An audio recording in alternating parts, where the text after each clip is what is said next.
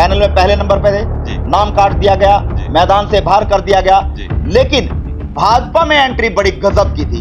पूरा पुंडरी विधानसभा छोड़ो, पूरा हरियाणा देखता रह गया था जब दिनेश कौशिक ने भाजपा में एंट्री की थी, भाजपा का दामन थामा था। खट्टर साहब ने 2 बार मेरा टिकट कटवा दिया। मैं नाम लेके बोल रहा हूँ, खट्टर साहब का मैंने क्या बिगाड़ा? उन्होंने मेरे साथ इतना बड़ा अन्याय क्यों किया? मैं आज तक ये नहीं जान पाया कि मैंने उनका बुरा क्या किया। मैं सीधा आरोप लगा रहा हूँ कि ये टिकट केवल पैसे के आधार पर दिया गया है। कोई सर्वे नहीं देखा गया, कोई वफादारी नहीं देखी गई, कोई पार्टी के प्रति जो गतिविधियां उनमें भागीदारी नहीं देखी गई, लेकिन सीधा टिकट। आप पैसे लेने के आरोप लगा रहे हैं, जब बिना पर्ची खर्च के नौकरी देने की बात करते हैं, आप कहते हैं कि पैसे लेके टिकट बांटी गई। 100 करोड़ की डील हुई है, यहाँ पे 15 से 20 करोड़ की डील हुई है, और ये पहले से ही है, आज से नहीं हुई है। लगभग 2 महीने से ये बात चली हुई थी। उसने डिक्लेयर कर दिया था सतपाल जंबा ने, अब कुछ दिन पहले अखबार में भी उसमें सोशल मीडिया में भी आया था। उसने कह दिया था कि टिकट तो मेरा है, मैं नहीं जाने देता कहीं। रात के 11-12 बजे तक तो कि दिनेश कौशिक सबसे आगे है, दिनेश कौशिक को टिकट मिलेगा। लेकिन सुबह जब बात आई तो उसमें जवाब दे दिया, और जब टीवी पे देखा गया तो सतपाल जंबा का नाम है। सतपाल जंबा की क्या बैकग्राउंड है, राजनीतिक क्या पृष्ठभूमि है, बीजेपी में क्या पृष्ठभूमि है, और क्या पृष्ठभूमि है? केवल यही कि उसने पैसे कमा रखे, वो भी नंबर 2 के पैसे कमा रखे, वो भी डंकी के थ्रू पैसे लोगों को भेज के पैसे कमा रखे।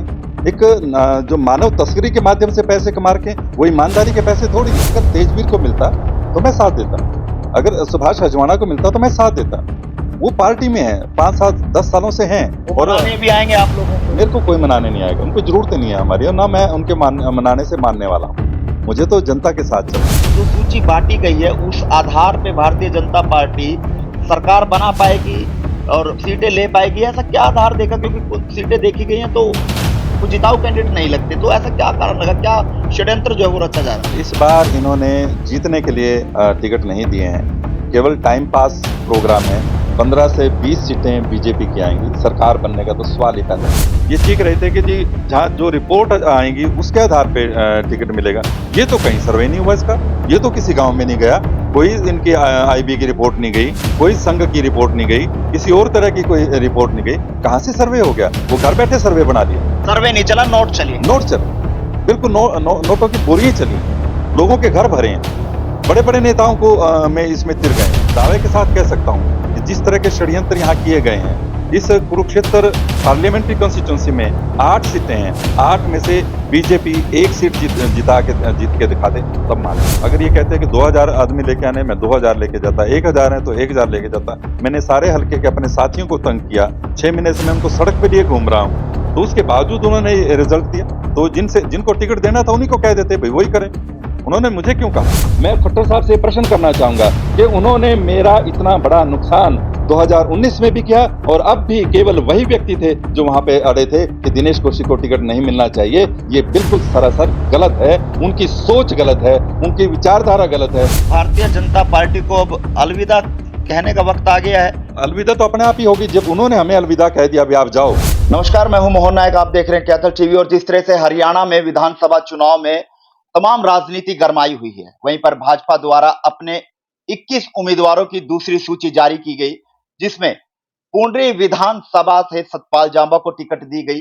लेकिन अगर भाजपा में प्रबल दावेदारी की अगर बात करूं तो दिनेश कौशिक का नाम जो है वो पैनल पर पहले नंबर पर चल रहा था। लेकिन दिनेश कौशिक जी ने अब बड़ा फैसला कहीं ना कहीं लेने का ऐलान जो है वो कर दिया, क्योंकि कल से सोशल मीडिया पर उनके नामांकन का एक पोस्टर जो है वो बड़ी तेजी से वायरल हो रहा है, और पुंडरी की राजनीति में एक बड़ा उलटफेर देखने को मिल सकता है। और इसका खामियाजा भारतीय जनता पार्टी को और भारतीय जनता पार्टी के प्रत्याशी सतपाल जंबा को कहीं ना कहीं भुगतना पड़ सकता है। इस तमाम बातों पर चर्चा करेंगे, और भी गर्म मुद्दों को लेकर, और आगामी राजनीति दिनेश कौशिक की क्या कुछ रहने वाली है। और फिलहाल कैथल टीवी की हॉट सीट पर हैं भाजपा के वरिष्ठ नेता दिनेश कौशिक। ये तो फिलहाल हम कहेंगे, बाकी आगामी जानकारी जो दिनेश कौशिक जी देंगे। हमारे साथ दिनेश कौशिक जी हैं। नमस्कार दिनेश कौशिक जी। जी प्रणाम, सभी को मेरी तरफ से बहुत बहुत नमस्कार, और आपका भी बहुत बहुत धन्यवाद कि आपने मुझे मौका दिया है पब्लिक के सामने आने का, और जो हमारे साथ बीता है उसको जानने के लिए आपका भी बहुत बहुत धन्यवाद। कौशिक जी, मेरा सीधा स्पष्ट सा सवाल, जी। पैनल में पहले नंबर पे थे, जी नाम काट दिया गया, जी मैदान से बाहर कर दिया गया। जी लेकिन भाजपा में एंट्री बड़ी गजब की थी। पूरा पुंडरी विधानसभा छोड़ो, पूरा हरियाणा देखता रह गया था जब दिनेश कौशिक ने भाजपा में एंट्री की थी, भाजपा का दामन थामा था। लेकिन एकदम से दरकिनार कर देना, कहां देखते हैं इसको? ये बिल्कुल एक बहुत बड़ी साजिश है और यहाँ पे पैसों का खेल हुआ है। बिना पैसे के ये टिकट नहीं गया है। ये कह रहे थे कि आपका जो सर्वे होगा उसके आधार पे आपको टिकट मिलेगा, नीचे से जो रिपोर्ट्स होगी उसके आधार पे आपके टिकट मिलेगा, फील्ड के अंदर जो काम होगा उसके आधार पे टिकट मिलेगा। हम तो सोच रहे थे, हम तो फील्ड के अंदर काम कर रहे थे पिछले 6 महीने से लगातार काम कर रहे थे, उससे भी ज़्यादा टाइम हो गया था और जो भी कोई प्रोग्राम होता था, चाहे वो रोड शो है, चाहे कोई स्वागत का समारोह है, चाहे कोई बहुत बड़ी रैली है, जहाँ कहीं भी है, हमने बढ़-चढ़ कर भाग लिया उसके अंदर और पूरी तरह से अपना समय भारतीय जनता पार्टी के अंदर लगाया। लेकिन जो हुआ है, जो रिज़ल्ट निकला है, वो बिल्कुल सरासर एक बहुत बड़ा षड्यंत्र है। मेरे साथ दूसरी बार हुआ है। पहली बार भी यही हुआ था, कहते रहे कि आपका टिकट है, आपका टिकट है, आपका टिकट है, लेकिन ऐन मौके पर आकर बाहर के कैंडिडेट को टिकट दे दिया गया। इस बार भी ऐसा ही हुआ। रात के 11-12 बजे तक तो कि दिनेश कौशिक सबसे आगे है, दिनेश कौशिक को टिकट मिलेगा। लेकिन सुबह जब बात आई तो उसमें जवाब दे दिया गया और जब टीवी पे देखा गया तो सतपाल जंबा का नाम है। सतपाल जंबा की क्या बैकग्राउंड है? राजनीतिक क्या पृष्ठभूमि है? बीजेपी में क्या पृष्ठभूमि है? और क्या पृष्ठभूमि है? केवल यही कि उसने पैसे कमा रखे हैं, वो भी नंबर 2 के पैसे कमा रखे हैं। वो भी डंकी के थ्रू पैसे लोगों को भेज-भेज के पैसे कमा रखे हैं। एक जो मानव तस्करी के माध्यम से पैसे कमा रखे हैं, वो ईमानदारी के पैसे थोड़ी हैं और बीजेपी उस पैसे को लेकर मैं सीधा आरोप लगा रहा हूं कि ये टिकट केवल केवल पैसे के आधार पे दिया गया है। कोई सर्वे नहीं देखा गया, कोई वफादारी नहीं देखी गई, कोई पार्टी के प्रति जो गतिविधियां उनमें भागीदारी नहीं देखी गई, लेकिन सीधा टिकट जो भी जहां से जो डील हुई है वो तो पिछले 2 महीने से कह रहा था कि मैंने तो बोरियों के मुंह खोले हुए हैं, जितने में टिकट मिलेगा मैं टिकट लेकर आऊंगा। उसने टिकट ले लिया और उसकी सच्चाई थी। तो कौन-कौन, किस-किस लोगों को आप जिम्मेवार मानते हैं इस पूरे षड्यंत्र में, जो षड्यंत्र दिनेश कौशिक के साथ रचा गया और दिनेश कौशिक को कहीं न कहीं उसकी राजनीति खत्म करने का जो प्रयास वो किया गया? किसी के खत्म करने से किसी की राजनीति खत्म नहीं हो सकती। ये तो पब्लिक जिसको चाहती है वही होता है। और षड्यंत्र का मैं नाम नहीं लेना चाहूंगा, सबको पता है। छोटे से लेके बड़े तक को पता है कि किन्होंने पैसे लिए हैं और किस तरह से इसको टिकट दिया गया है।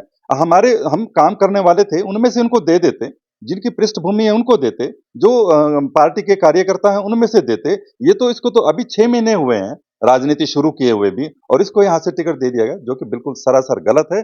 और जिन्होंने मेहनत की है, जो सालों सालों से पार्टी के साथ जुड़े हुए हैं, मैंने भी अपनी जिंदगी के 10 साल पार्टी के लिए खो दिए हैं और मुझे पश्चाताप है कि अगर इसी तरह का धोखा होना था तो मैंने ये समय क्यों लगाया। तो कहीं न कहीं अब आपको पछतावा हो रहा है, जो निर्णय दिनेश कौशिक ने भाजपा में आने का लिया था, वो कहीं न कहीं गलत निर्णय लिया गया। कहीं न कहीं उस समय कोई और कदम उठाते तो शायद उसका नतीजा आज कुछ और होता। अगर हमें 1 महीना पहले भी इनकार कर देते, तब भी हम कोई ना कोई कदम उस समय उठा सकते थे। लेकिन हम तो केवल केवल भारतीय जनता पार्टी के प्रति पूरे समर्पण भाव से लगे हुए थे, जिसका परिणाम आज उन्होंने हमें दिया है।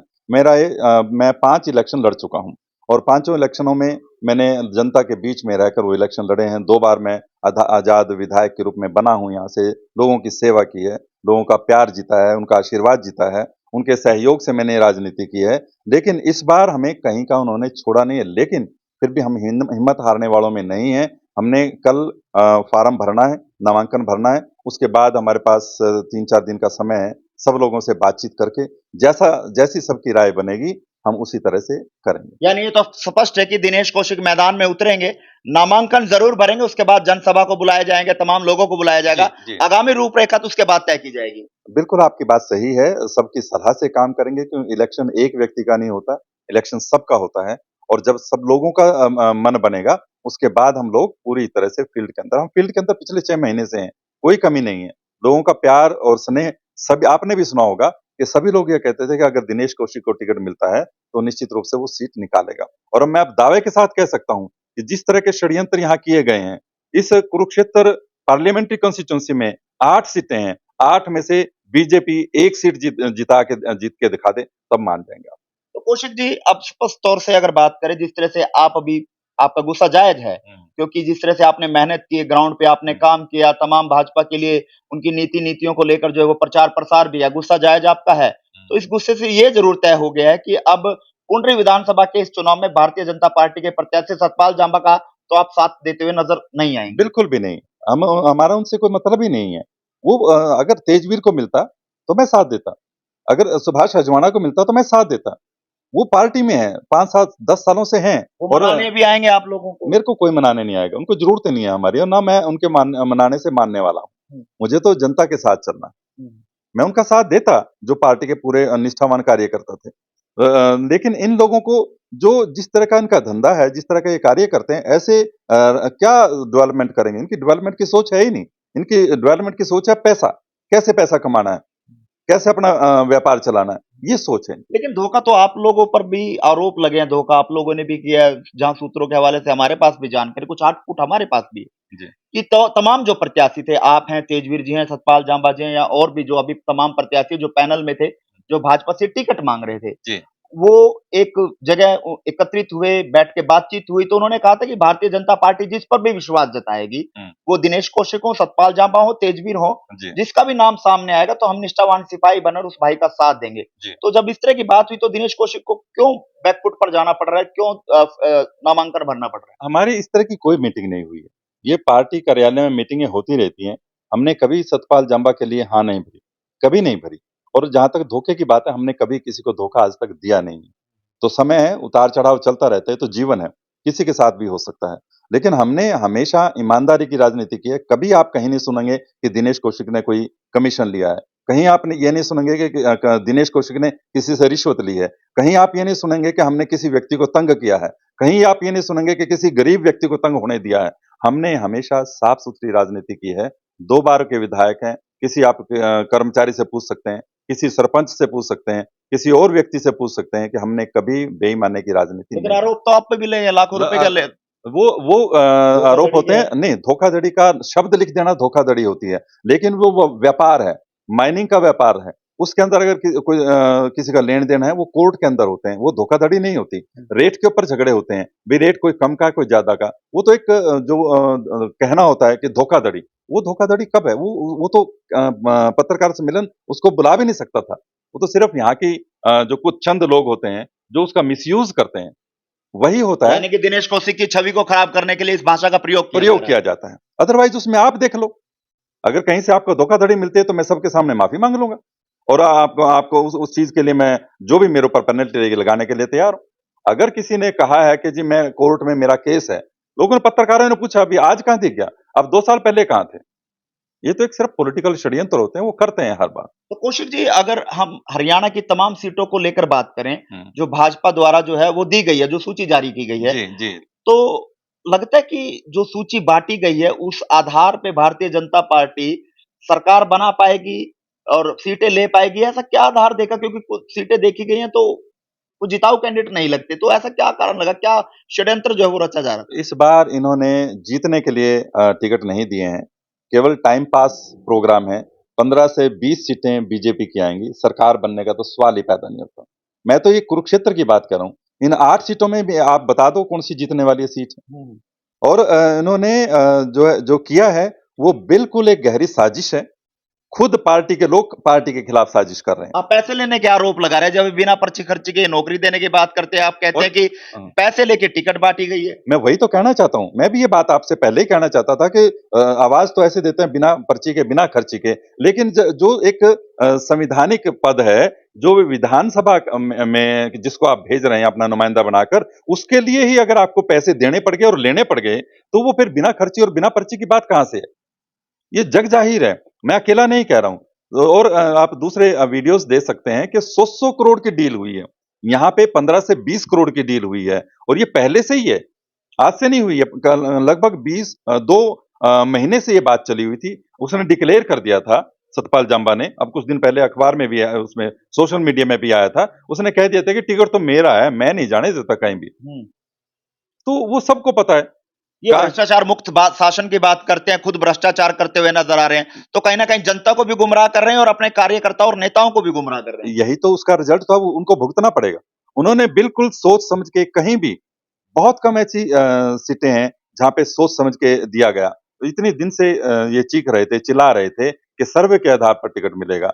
ये चीख रहे थे कि जी जहाँ जो रिपोर्ट आएंगी उसके आधार पे टिकट मिलेगा। ये तो कहीं सर्वे नहीं हुआ इसका, ये तो किसी गांव में नहीं गया, कोई इनकी आईबी की रिपोर्ट नहीं गई, कोई संघ की रिपोर्ट नहीं गई, किसी और तरह की कोई रिपोर्ट नहीं गई। कहां से सर्वे हो गया? वो घर बैठे सर्वे बना दिया। सर्वे नहीं चला, नोट चले हैं। नोट चले, बिल्कुल नोटों की बोरियां चली हैं, लोगों के घर भरे हैं, बड़े बड़े नेताओं को में इसमें तिर गए हैं। तो भारतीय जनता पार्टी को अब अलविदा कहने का वक्त आ गया है। अलविदा तो अपने आप ही होगी जब उन्होंने हमें अलविदा कह दिया, अभी आप जाओ, जो मर्जी करो, आपको टिकट नहीं देंगे आपको, क्योंकि शुरू से मैं प्रयास करूं, हमेशा जब भी कोई प्रोग्राम होता था, मुझे क्या जरूरत पड़ी थी कि मैं 6 महीने साल से इतना खर्चा कर रहा हूं, इतना जो भी जो परिस्थितियां थी उसके विपरीत कर रहा था मैं। अगर ये कहते हैं कि 2000 आदमी लेके आने, मैं 2000 लेके जाता, 1000 है तो 1000 लेके जाता। मैंने सारे हल्के के अपने साथियों को तंग किया, 6 महीने से मैं उनको सड़क पे लिए घूम रहा हूं, तो उसके बावजूद उन्होंने रिजल्ट दिया। तो जिनको टिकट देना था उन्हीं को कह देते भाई वही करें, उन्होंने मुझे क्यों कहा? तो फिर अब रुख क्या रहेगा दिनेश कौशिक का पुंडरी विधानसभा को लेकर, क्योंकि नामांकन का कल आखिरी तारीख है और आज 11 तारीख हो गई है, तो जी। रुख क्या रहने वाला है दिनेश कौशिक? दिनेश कौशिक कल फार्म भरेगा अपने साथियों के साथ, उसके बाद 2 दिन 3 दिन सबसे सलाह करेंगे और जैसी सबकी सलाह बनेगी उसके अनुसार हम आगे इलेक्शन लड़ेंगे। तो तमाम पुंडरी के लोग देख रहे हैं, पुंडरी की तमाम जनता आपको देख रही है, तो क्या कुछ अपील रहने वाली है? मैं पुण्य के अपने सभी साथियों से, भाई-बहनों से ये अपील करना चाहूँगा, मैं एक प्रश्न भी पूछना चाहूँगा कि मेरा क्या कसूर है?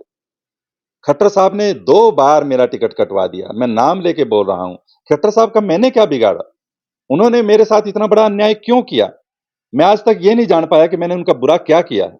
उन्होंने मेरे साथ बुरा किया है। मुझे हर तरह से उन्होंने नुकसान पहुँचाया है। मुझे हर तरह से उन्होंने बर्बाद करने की कोशिश की है। मुझे हर तरह से सड़क पे लाके खड़ा कर दिया है। लेकिन अगर एक ईमानदार व्यक्ति की इतनी बड़ी सज़ा होती है, तो मैं सब लोगों से कहूँगा कि ऐसी ईमानदारी का कोई फ़ायदा नहीं है, जहाँ पे इस तरह से बर्बाद होना पड़ता हो, जहाँ से इस तरह से तबाह होना पड़ता हो। मैं खट्टर साहब से प्रश्न करना चाहूँगा कि उन्होंने मेरा इतना बड़ा नुकसान 2019 में भी किया और अब भी केवल वही व्यक्ति थे जो वहां पे अड़े थे कि दिनेश कौशिक को टिकट नहीं मिलना चाहिए। ये बिल्कुल सरासर गलत है, उनकी सोच गलत है, उनकी विचारधारा गलत है और उनको इस तरह से नहीं करना चाहिए। जिसका खामियाजा भुगतना पड़ेगा। और सबको भुगतना पड़ेगा, एक व्यक्ति की किए हुए को सबको भुगतना पड़ेगा। वो भी हुआ और साथ साथ यहाँ पर पैसे का भी लेन देन हुआ। मैं इसलिए अपने सभी साथियों से कहना चाहूंगा कि इन लोगों को सजा जरूर मिलनी चाहिए और अपने इस भाई का, जो आपका हमेशा आपका साथी रहा है, आपका भाई रहा, आपका मित्र रहा, आपका बेटा रहा है,